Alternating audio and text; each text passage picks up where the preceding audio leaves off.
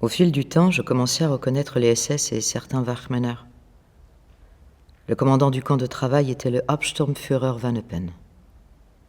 Âgé de 40 ans, de taille moyenne, il avait un visage de syphilitique et un regard sauvage. Il parlait vite et boitait légèrement. On racontait qu'il s'était lui-même tiré une balle dans la jambe pour éviter d'aller au front. Si chaque SS était maître de la vie et de la mort, surtout de la mort, de chacun de nous, Van Eupen était un dieu suprême devant lequel tout le monde tremblait, y compris les Wachmänner ukrainiens.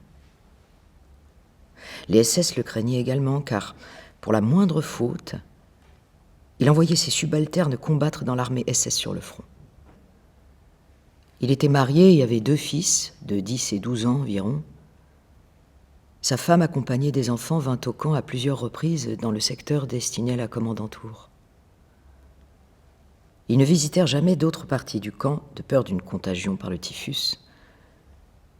J'observais quelquefois comme il bavardait amicalement avec ses enfants, d'une façon tout à fait humaine. Et pourtant, ce même Van Eupen battait personnellement, avec un fouet, nos jeunes garçons prisonniers au camp, exactement de l'âge de ses fils. Il essayait cependant de garder de bonnes manières. Il vous voyait même les prisonniers juifs en s'adressant à eux par « Sie », « vous ». Quand les autorités supérieures venaient visiter le camp, Van Eupen montrait avec admiration les fleurs qui avaient poussé sur le sable de Treblinka et se vantait de ses talents de musicien. On ne le voyait jamais commettre de meurtre.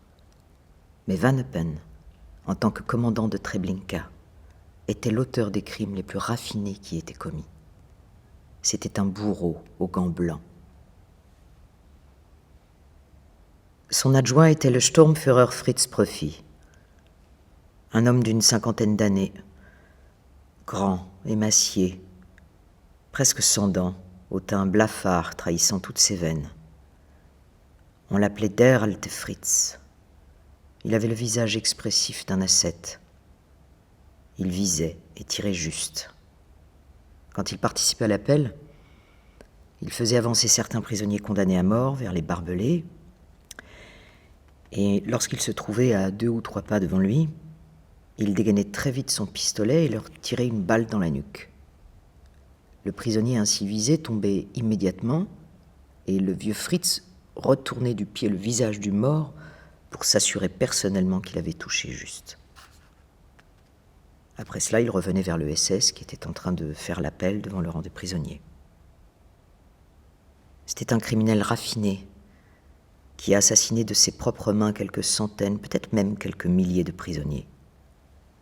Il portait toujours des bottes d'officier qui montaient jusqu'à ses genoux, légèrement fléchis. Il marchait, la tête un peu penchée en avant.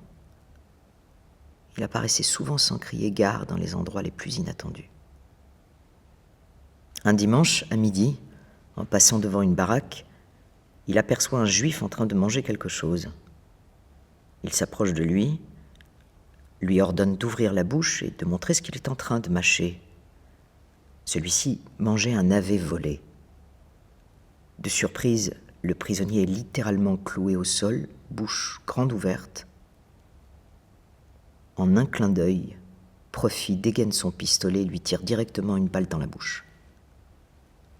Cela s'est produit tellement rapidement que les prisonniers les plus proches n'avaient rien remarqué. Profi était très étonné que l'homme soit encore en vie. Le prisonnier touché semblait toujours conscient et restait tranquillement à côté de la baraque. Le vieux Fritz Profi lui ordonne de se diriger vers la clôture.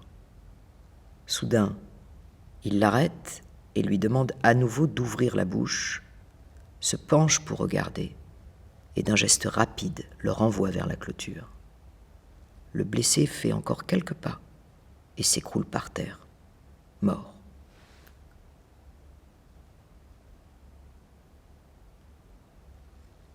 Le tir derrière la tête était la spécialité de Fritz Profi. Il en était très fier. Il faisait semblant d'être amical. Il s'inquiétait de la santé des prisonniers quand il visitait les baraques. Il portait une légère branche d'osier qui n'arrêtait pas d'écorcer. Il ne battait jamais personne. il tuait seulement d'une balle derrière la tête.